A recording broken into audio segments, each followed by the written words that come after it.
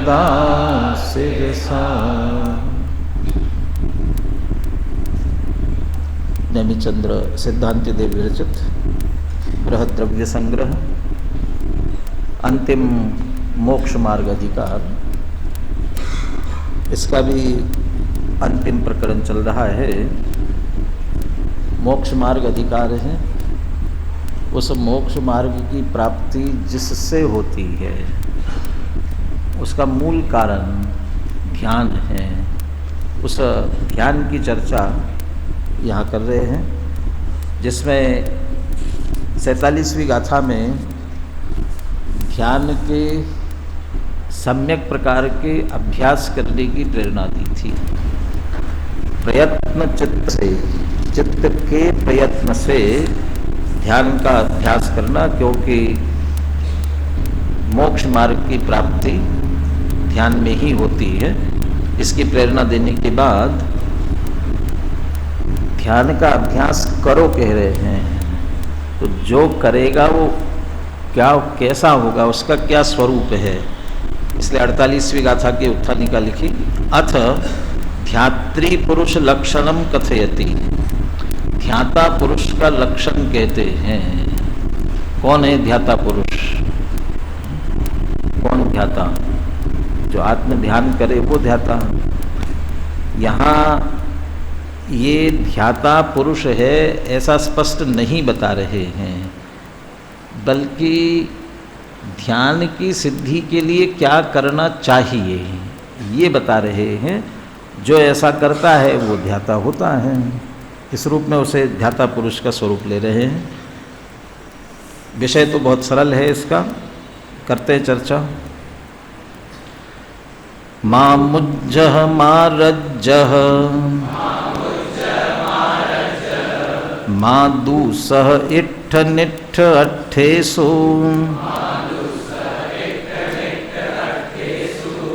थिरमिच्छहि जयि चित्तम विचित्त झानप सिद्धिये।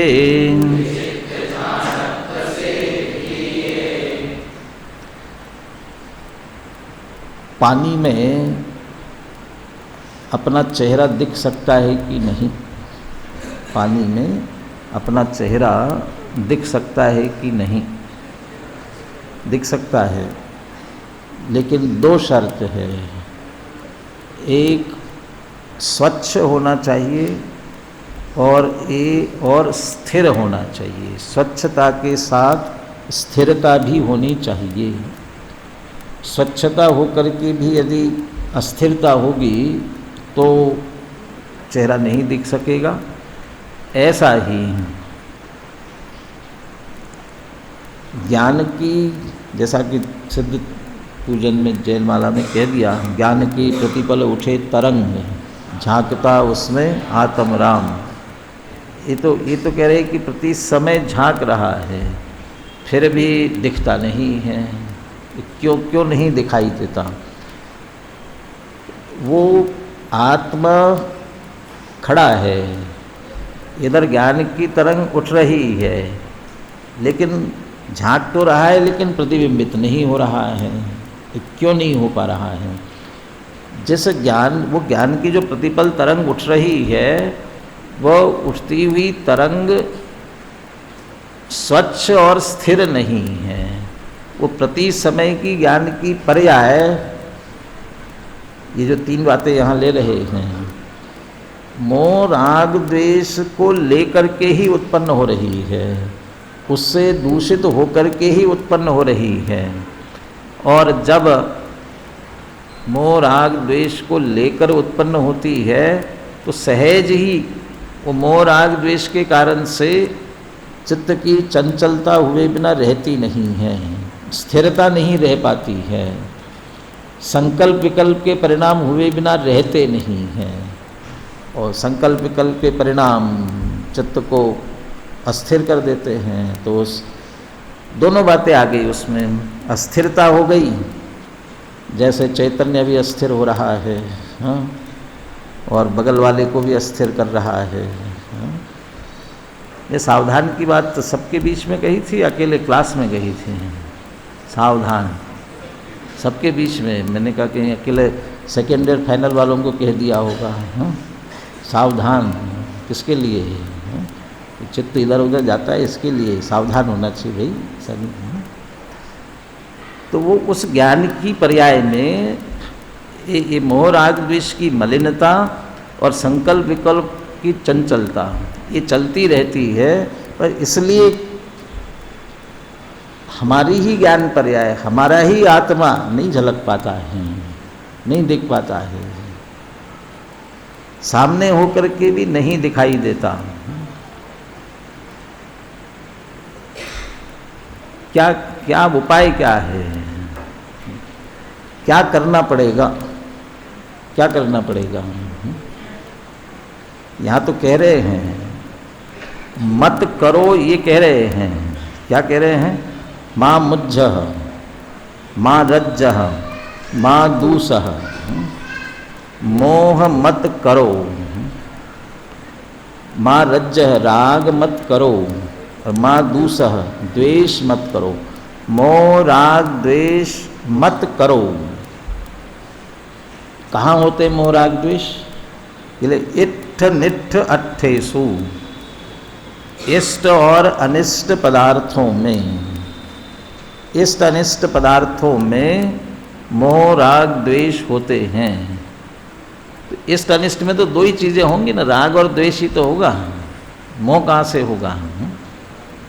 अरे मोह है इसलिए राग द्वेष होता है, मोह न हो तो राग द्वेष ही न हो। कषाय उत्पन्न होती क्यों है? क्यों होती है उत्पन्न?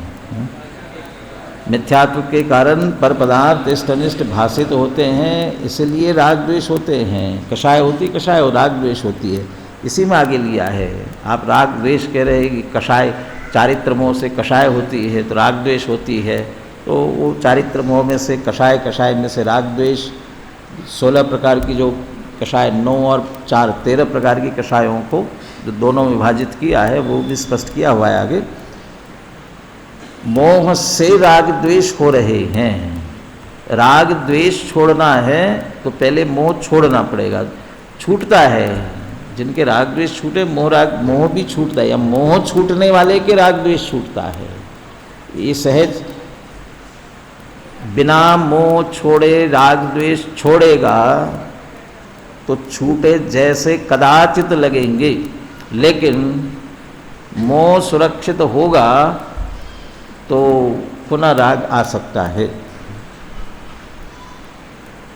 एक गांव में पहले ज़माने में एक कुआं था और उसी कुएं से सब पानी भरते थे, सब पूरा गांव उसी से पानी भर के ले जाता था। एक बार सब ने महसूस किया, जैसे अपने यहाँ हुआ था एक बार, सब महसूस कर रहे थे पानी में बदबू आ रही, पानी में बदबू आ रही, पानी में बदबू आ रही। क्यों आ रही भाई, कहाँ से आ रही है, कोई समझ ही नहीं पा रहा था। सब देख रहे, बर्तन का पानी फेंक के फिर दूसरा भरा, फिर से बदबू आने लगी। कहले पानी खराब हुआ है, तो क्या करना चाहिए? तो सब ने मिलकर के निर्णय किया कि ड्यूटी लगाओ सबकी एक तरफ से, और सब मिलकर के पानी खींच करके फेंको, इसमें से सारा पानी निकाल दो, तो गंदा पानी सब निकल जाएगा। फिर जब अच्छा पानी आएगा तो अपन भर लेंगे। तो पूरा गंदा पानी निकाल दिया सबने, खींच करके, दिन भर मेहनत करके, रात भर छोड़ दिया। फिर से पानी आया, सुबह भर करके ले गए सभी, फिर देखते तो फिर बदबू। फिर उन्होंने कहा अच्छी मेहनत नहीं करी, पानी छोड़ दिया था थोड़ा सा, इसलिए सारा पानी फिर से बदबूदार हो गया। फिर से एक बार कोशिश करो। फिर कोशिश की, फिर वही कही वही। तो एक समझदार था, उसने कहा कि भैया पानी सब खींच रहे हो, पूरा पानी फेंक रहे हो, उसके बाद भी बदबू फिर आती है, तो बदबू का कारण क्या है ये तो खोजना चाहिए, देखना चाहिए। तो कुएं में ढूंढ करके देखा तो एक बिल्ली मरी हुई पड़ी थी, बिल्ली की लाश पड़ी थी, सड़ रही थी। कहना पहले इसे निकालो और फिर पानी निकल जाएगा। कहले क्या करते हो, बात करते हो, पानी में बदबू है, पानी निकालो। ऐसे ही बोलते रहते हैं, आप तो पानी निकालो। फिर से मेहनत की सबने, फिर पानी निकाल दिया। अब तो साफ पानी आएगा ना, फिर पानी आया बदबूदार। फिर कहा उसने, भैया इसको निकाले बिना काम नहीं चलेगा, फिर चलो इसकी बात भी मान के देख लेते हैं, और बिल्ली निकाल दी। फिर जो भी पानी आएगा कैसा आएगा, थोड़ी बहुत पहले की बदबू शेष रह गई होगी, तो थोड़ी सी आएगी, और थोड़ी बहुत बदबू थी उसका पानी निकल गया तो फिर अपने आप पानी साफ आने वाला है। तो ऐसे ही मिथ्यात्व रूपी बिल्ली पड़ी रहे और राग द्वेष निकालने की कोशिश करोगे तो तत्काल तो ऐसा लगेगा सब छोड़ दिया, सब कुछ मुनिव्रतधार अनंत बार ग्रेवे उपजायो, चले गए ना राग द्वेष, सब छोड़ दिया, महाव्रत अंगीकार करे, किसी से कोई राग नहीं, किसी से कोई द्वेष नहीं, कितने भी प्रशंसा करो कोई अंतर नहीं पड़ता है, कोई भी निंदा करो कोई अंतर नहीं पड़ता है, चमड़ी छील करके नमक छिड़क दो कोई अंतर नहीं पड़ता है, बिल्कुल क्रोध नहीं, किसी से मान नहीं, कुछ नहीं। और फिर उसी स्थिति में आ जाते हैं, फिर अनंत राग द्वेष की स्थिति में आ जाते हैं फिर से। क्यों? क्योंकि वो मिथ्यात्व बाकी था, सुरक्षित था। धवल जी अपने विद्वान हैं, धवल जी, केसरी चंद जी धवल छिंदवाड़ा में हैं आजकल, वो एक उदाहरण दिया करते हमेशा। ये प्रवचन में ऐसे बैठे ना, अपने यहाँ तो थोड़े बच्चे कम है, कभी कभी आ जाते हैं उधम करने। अब गाँवों की बड़ी सभा हो, अब सब माताएं बहनें आई है, अब सुनने आई है तो बच्चों का छोड़ के आएंगे, तो फिर वो बच्चे आते हैं बार बार उधम करते हैं, आवाज़ होने लगती है, तो कार्यकर्ता लोग कहते हैं सब बच्चों को बाहर करो। अब बच्चों को बाहर कर देते हैं, आके बैठते हैं थोड़ी देर, फिर क्या हो जाता है, फिर बच्चे आ जाते हैं, जितनी बार भगाओ फिर आ जाते हैं। तो समझदार कार्यकर्ता क्या कहता है, जिन जिन के बच्चे हैं वे सब माएँ उठ करके बाहर चली जाए। ये बच्चे उधम कर रहे भी, माँ का क्या लेने देना। अब यदि माँ उठ करके बाहर चली गई फिर क्या होगा, फिर बच्चे अंदर आने वाले नहीं हैं। ऐसे कहते मिथ्यात्व रूपी अम्मा बैठी हुई हो तो कषाय रूपी बच्चे वो पैदा होते ही रहेंगे, आते ही रहेंगे और उधम करते ही रहेंगे। यदि कषाय रूपी बच्चों को भगाना हो तो पहले मिथ्यात्व रूपी अम्मा को भगा दो, बच्चे उनके साथ अपने आप चले जाएंगे, उधम करेंगे नहीं। तत्वार्थ सूत्र का जो सूत्र है 10वें अध्याय का पहला सूत्र कौन सा है, मोक्षयात, फिर ज्ञान दर्शनावरणांतराय क्षयात से केवल, मोक्षयात पहले मोह का क्षय अलग से, उसमें से दोनों मोह ले लिए, उसमें तो चारित्र और दर्शन मोह दोनों ले लिए, दोनों तरह का। लेकिन उसमें पहले मिथ्यात्व, ये इठ निठ अट्ठेसु, एक इसमें ये कह रहे हैं राग द्वेष करना क्यों मिथ्या है, क्यों गलत है। टोडरमल जी ने मिथ्या चारित्र की जब चर्चा की ना विस्तार से, तो सबसे पहले यही कहा ये इसको मिथ्या चारित्र कहते क्यों हो, ये पररूप प्रवृत्ति करना चाहता है, लेकिन ये जैसा चाहता है वैसा होता नहीं है। यदि ये जैसा चाहता है वैसा हो जाए, पररूप प्रवृत्ति कर रहा है, तो उसको मिथ्या क्यों कहेंगे। ये इस पदार्थ को इष्ट मान करके राग करना चाहता है, राग करता है, इसी को अनिष्ट मान करके राग करता है, लेकिन वे पदार्थ इष्ट अनिष्ट है कहाँ। यदि इसकी मान्यता के अनुसार वे पदार्थ इष्ट अनिष्ट हों तो फिर इसकी मान्यता मिथ्या क्यों हो। यदि मान्यता मिथ्या नहीं तो फिर चारित्र मिथ्या क्यों कहलाएगा, फिर तो राग द्वेष करना चाहिए। ये पदार्थ इष्ट अनिष्ट है ही नहीं, जड़ चेतन की परिणति सब अपने अपने में होती, अनुकूल कहे प्रतिकूल कहे यह झूठी मन की वृत्ति है, ये झूठी मन की वृत्ति है ही नहीं वहाँ कहीं भी। और ये सर्वसामान्य तथ्य है, ये कोई जैन दर्शन का ही सिद्धांत है ऐसा नहीं है। ये तो कहते शेक्सपियर ने भी लिखा नाटक में, उसके अंग्रेजी में शेक्सपियर जो नाटककार हुआ उसने लिखा there is nothing good nor bad there is nothing good nor bad, our thinkings make it सो।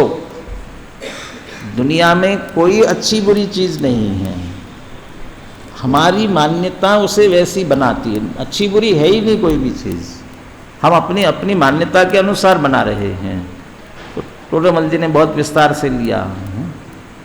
एक ही वस्तु कभी अच्छी लगती है, कभी बुरी लगती है, बहुत तरह से लिया। टोडरमल जी का विश्लेषण बहुत बारीकी से, यदि पकड़ेंगे आप उसे बहुत बारीकी से। पहले पकड़ते हैं एक वस्तु व्यक्ति अलग अलग। यदि पदार्थ इष्टनिष्ट है, एक को अच्छी लगती है एक को बुरी लगती है, ऐसी क्यों? यदि अच्छी है तो सबको अच्छी लगनी चाहिए, बुरी है तो सबको बुरी लगनी चाहिए। तो पदार्थ एक, व्यक्ति अलग अलग पड़ रहे। यदि एक पदार्थ है तो सबको एक सा ही लगना चाहिए।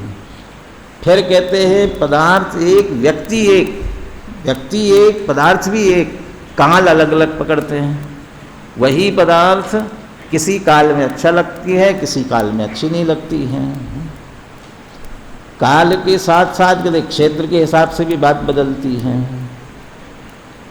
गाली अच्छी लगती है किसी को? गाली अच्छी लगती है? नहीं लगती ना। कहते हैं ससुराल में अच्छी लगती है, मुझे तो मालूम नहीं है। क्या होता है ससुराल में, कहाँ कैसी अच्छी लगती पता नहीं। ससुराल में कोई ऐसा कहते हैं कि गालियाँ दी जाती है, वहाँ तो भी जाते हैं तब। अब वो कह रहे वो गाली वो अच्छी लगती है। अरे वो जाए ससुराल और वो गाली देने वाला क्या कहना चाहिए, नेक चार न हो तो नाराज हो जाए, क्यों नहीं किया? इसका मतलब ससुराल वाले कुछ नाराज है। तो होना चाहिए, मैंने वहाँ गाली खाना चाहता है, तो गाली खाता है तो लगता है हाँ कुछ हुआ।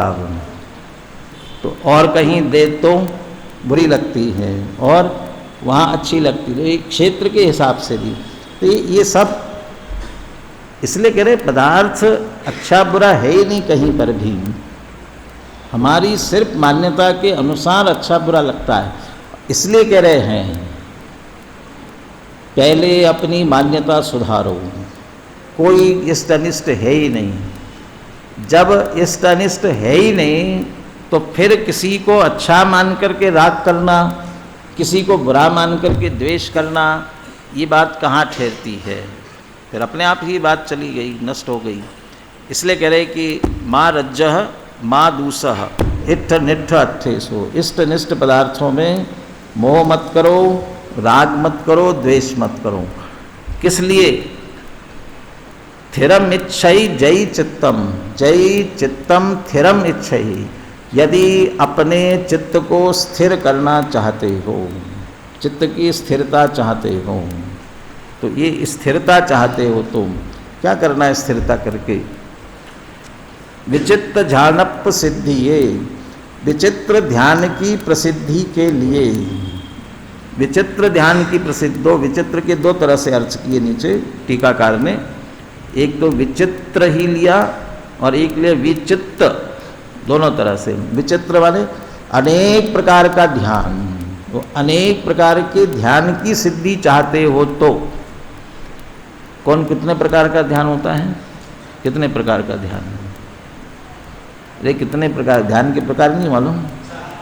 4 प्रकार का ध्यान। तो 4 हो गया ना। 4 प्रकार के ध्यान की सिद्धि के लिए ऐसा कह रहे हैं। अरे उनके ध्यानों की बात नहीं है, वो परे मोक्ष हेतु वाले ही ध्यानों की बात है।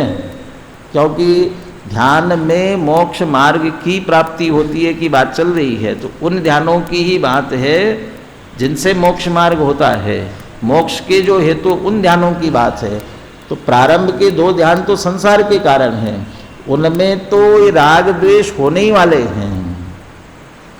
और वहाँ भी जो राग द्वेष होता है ना, वो ध्यान के कारण से होता है।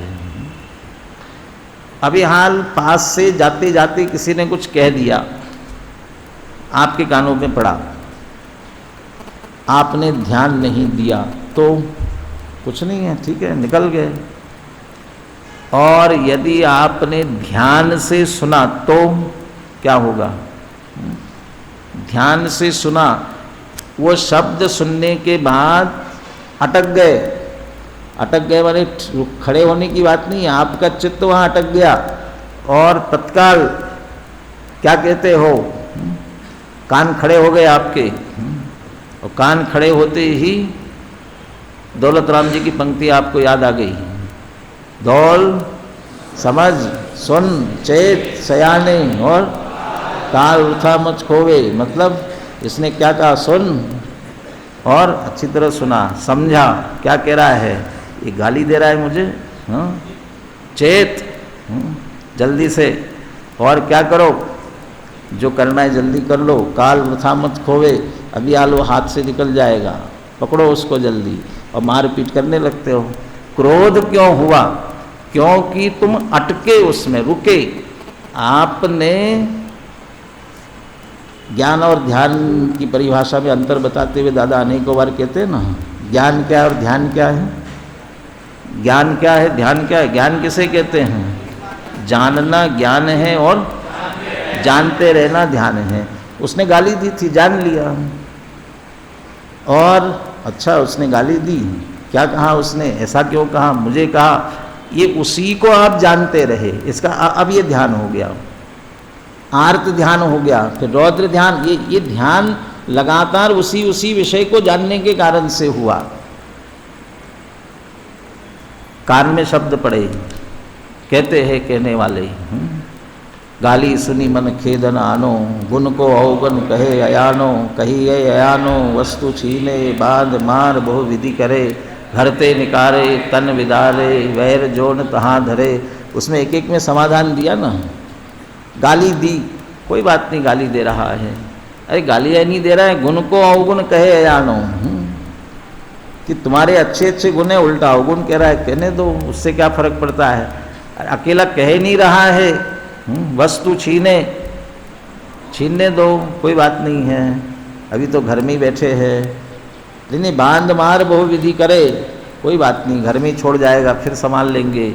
ये घर ते निकारे, घर से निकाला है, अभी जीवित है, कर लेंगे, वो उसमें सब में जान लिए, सहज तो क्रोधित नहीं होता है।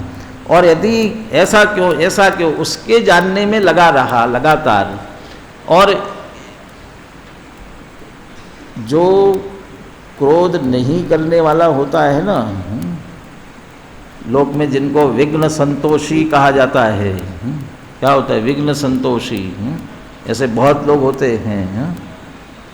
और असुर कुमार जाति के मनुष्य भी बहुत होते हैं, अकेला देवी होते ऐसा नहीं है, हाँ, असुर भिड़ावे दुष्ट प्रचंड, हाँ।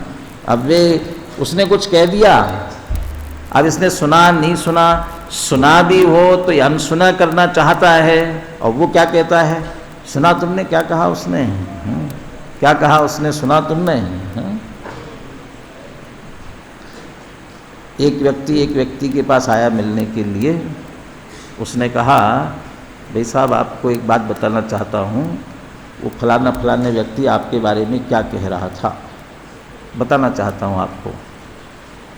आपसे आकर के कहेगा तो आप क्या करोगे, आपसे आकर के कहे कोई, वो क्या कह रहा था आपके बारे में, आपको कहना चाहता हूँ, तो आप क्या कहोगे, आओ बैठो, चाय पानी पियो, बताओ क्या कह रहा था। हाँ, उसने कहा भाई साहब रुको, आप बताने से पहले मेरी प्रश्न के जवाब दो, जो उसने कहा उसमें मेरा हित है क्या।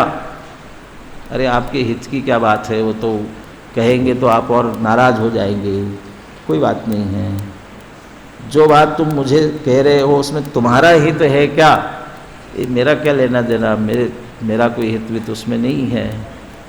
चलो कोई बात नहीं, जिसने कहा है उसका कुछ हित है क्या, कि नहीं उसका भी कोई हित वित नहीं है, बल्कि उसके प्रति आप क्या मानस बनाओगे पता नहीं है। किसी और का हित है क्या, किसी का भी हित उससे जुड़ा हुआ है क्या, हित की तो क्या बात पता नहीं, आप सुनने के बाद क्या रिएक्शन करेंगे, क्या करेंगे। तो न मेरा हित है, न तुम्हारा है, न उसका है, न किसी का है, तो ऐसी बात मुझे सुनना ही नहीं है। क्या फ़ायदा ऐसी बात सुनने से, इसलिए नहीं कहो, मत कहो। उसके बाद भी वो कहने आता है, वे साहब उसने आपको ऐसी ऐसी गालियाँ दी, क्या क्या कहा, हाँ? वो आपको गधा कह रहा था, बेवकूफ़ कह रहा था, और जो जो कहना है ना वो कह देता है, हाँ? किसको कह रहा था? अब आपको कह रहा था।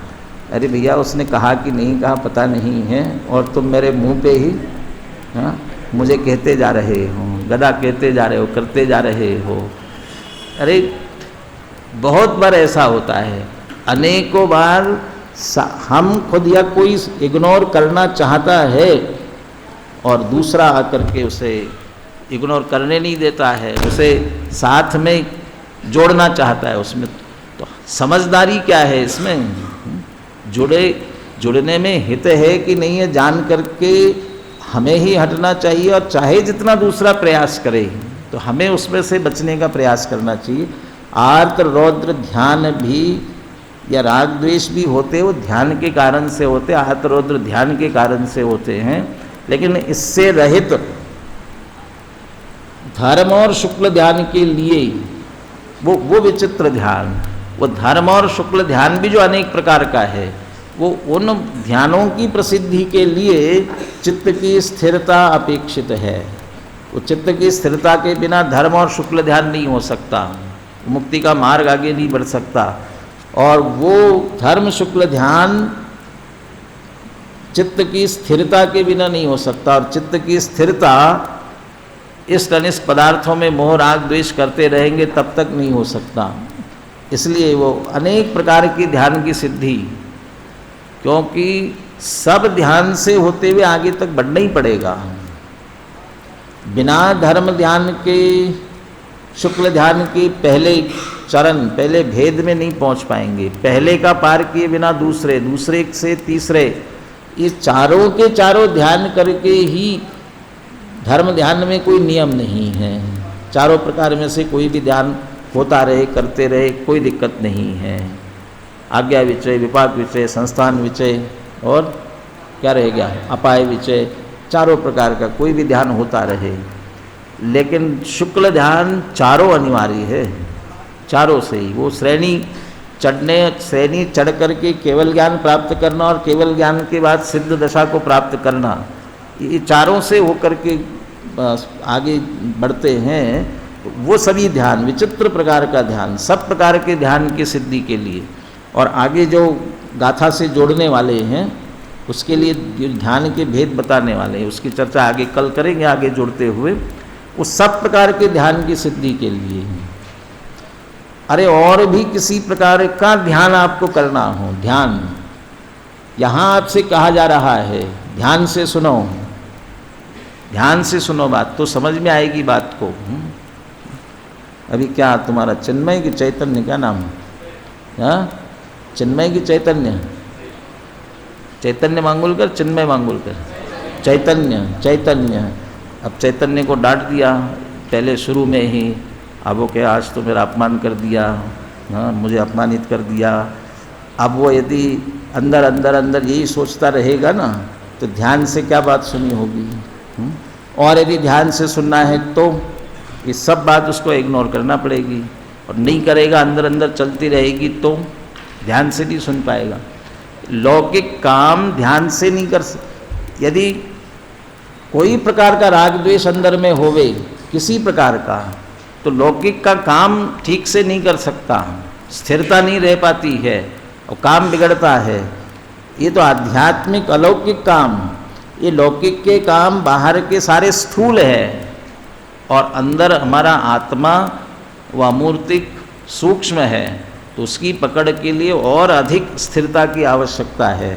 इसलिए चित्त की अत्यंत स्थिरता, और उसके लिए मोह राग द्वेष से रहित निर्मल परिणाम, शांत परिणाम, सारे विकल्पों को परे रखते हुए, देव दर्शन करते हुए निश्चयी कह दिया, स्वाध्याय प्रारंभ करते हुए सावधान कह दिया, ये सब विकल्पों को बाहर रखने के लिए, सारे विकल्प बाहर रह छोड़ करके एक सूत्री कार्यक्रम, उसके बिना काम नहीं चलता है। भक्ति प्रेम, इसके लिए भी कहा गया ना, प्रेम गली अति साकरी तामे दो न समाए, जब मैं था तब हरि नहीं, अब हरि है तो मैं नहीं। वो भक्ति में कैसे तन्मय होना, मीरा की भक्ति जैसी कही जाती है। मीरा कैसे भक्ति में तन्मय होती थी, किसकी भक्ति करती थी मीरा? तो कृष्ण की भक्ति करती नहीं थी, क्या करती थी? वो खुद ही कृष्णमय हो जाती थी। वो अपने आप को कृष्णमय महसूस कर रही है, वो इतनी तन्मयता, तब वो असली भक्ति। दोपना होता ही, दोपना रहता ही नहीं है। ये दो की चंचलता विचित्रता रहे तब भी नहीं हो सकता है। जो ध्यान ध्याता ध्येय को न विकल्प वच भेदन जहाँ, और चिद्भाव कर्म चिदेश करता चेतना क्रियाता, तीनों अभिन्न अखिन्न शुद्ध उपयोग की निश्चल दशा, प्रगति जहाँ दृग ज्ञान वृत्त, ये तीन धा एक लसा।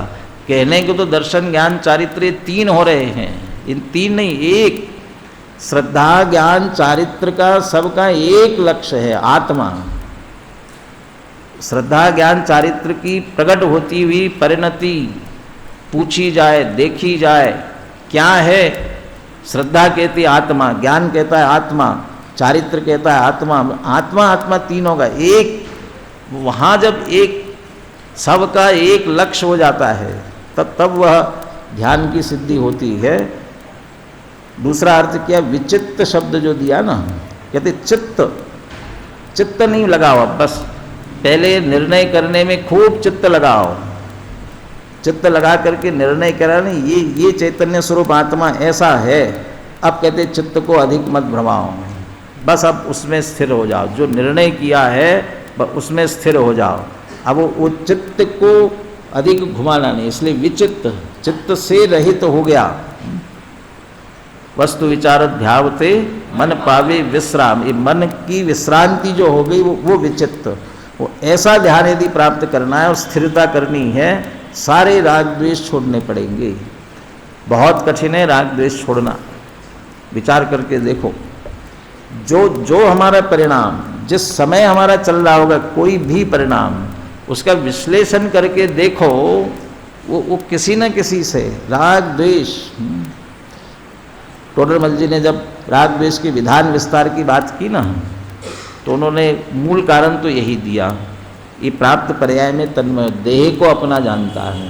तो देह को अपना जानता है, इसे जो अनुकूल लगेगा उसमें राग करेगा, इसे जो प्रतिकूल लगेगा उसमें द्वेष करेगा। आप कहते ये तो उत्पत्ति हो गई, ये फैलता क्यों है? वो राग जिससे अनुकूल लग रहा है उससे राग कर रहा है ना, अनुकूल के अनुकूल में भी राग करेगा, अनुकूल के प्रतिकूल में द्वेष करेगा। देह को जो प्रतिकूल है उस प्रतिकूल के अनुकूल में द्वेष करेगा, अब प्रतिकूल के प्रतिकूल में राग करेगा। ऐसा कहते राग द्वेष फैलता जाता है। लेकिन बाद में उन्होंने ये लिखा, धीरे धीरे धीरे इसकी आदत हो जाती है राग करने की, जिससे अनुकूल प्रतिकूलता का कोई लेना देना नहीं हो, उनमें भी राग द्वेष करने लग जाता है। पहले तो कुत्ता बिल्ली और नेवला सांप ऐसे इस तरह के उदाहरण दिए, क्या बिगाड़ा उसने? बिल्ली ने कुत्ते का क्या बिगाड़ा? तो जो बिल्ली को देखते ही उसके ऊपर झपटता है। ऐसे जन्मजात वैर जैसे कहे जाते हैं ना, क्या बिगाड़ा, क्यों पड़ता है पीछे उसके? पता नहीं, द्वेष है उसको अंदर से अपने आप से। ऐसे ही कोई को कोई पदार्थ अच्छा लगता है और किसी को कोई पदार्थ अच्छा लगता है, तो ऐसा क्यों?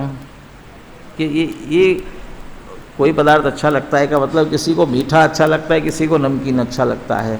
अब आप इतने बैठे हुए हों, कोई काला नीला हरा पीला सब पहने हुए हो, ये रंग से क्या फ़र्क पड़ता है? शरीर के लिए क्या फ़र्क पड़ रहा है? लेकिन किसी को कोई अच्छा लगता है, किसी को कोई लेना देना नहीं, तो भी कोई को अच्छा कोई को बुरा लगता है। एक एक रंग हो गए, एक एक अपनी अपनी क्या बना ली, चॉइस बना ली सबकी, उसमें राग द्वेष होता है। वो कहते हैं अपने आप के लिए करो तो भी ठीक है, लेकिन जिसे मुझे कोई रंग पसंद है ना, वो मैं अपने लिए कपड़ा खरीदूँ ठीक है, लेकिन दूसरा उसी रंग का पहना होगा कि ले देखो कितना अच्छा लग रहा है। और जो इसे पसंद नहीं है कलर, वो कहता है उसके द्वेष होता है और वो पहना हुआ होगा तो क्या कहेगा, जो कितना बेकार लग रहा है, ये कोई कलर है क्या।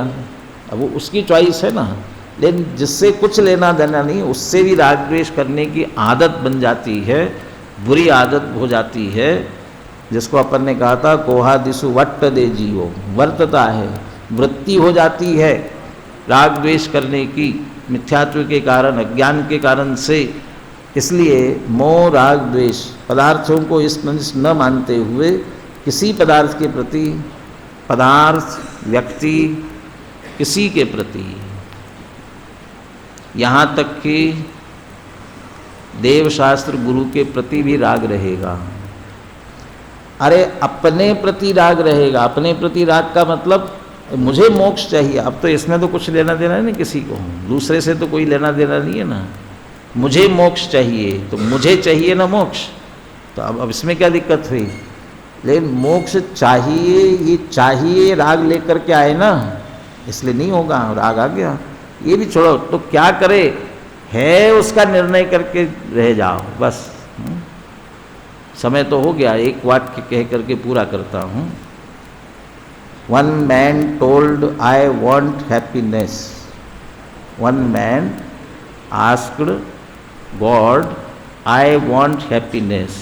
एक ने भगवान से कहा, क्या कहा, आई वॉन्ट हैप्पीनेस, मुझे हैप्पीनेस चाहिए, मुझे खुशी चाहिए, आनंद चाहिए। God told that man first remove I because that is ego. क्या हटाओ पहले, आई हटाओ इसमें से। आई वॉन्ट हैप्पीनेस कह रहे ना, आई हटाओ पहले, ये अहंकार है, ईगो, इसको हटाओ पहले। देन रिमूव वॉन्ट, उसके बाद वॉन्ट हटाओ, बिकॉज दैट इज डिजायर, ये मांग कर रहे हो, ये चाहना कर रहे हो, ये राग कर रहे हो, इसको हटा दो। Then there will rest only happiness, happiness and happiness. क्या बचा, आई हटा दिया, वॉन्ट हटा दिया, फिर क्या रहा, हैप्पीनेस। आत्मा है ना, क्या चाहिए कि मोक्ष चाहिए। स तो मुक्त एव, आत्मा तो मुक्त ही है। क्या करना है, क्या मांगना है, किससे मांगना है, तो क्या करे, कुछ मत करो, राग मत करो, द्वेष मत करो, एक मत करो कह रहे हैं। करो क्या, करो मत ना कुछ। तो आत्मा का ध्यान करना नहीं पड़ेगा, करने जाओगे तो नहीं होगा।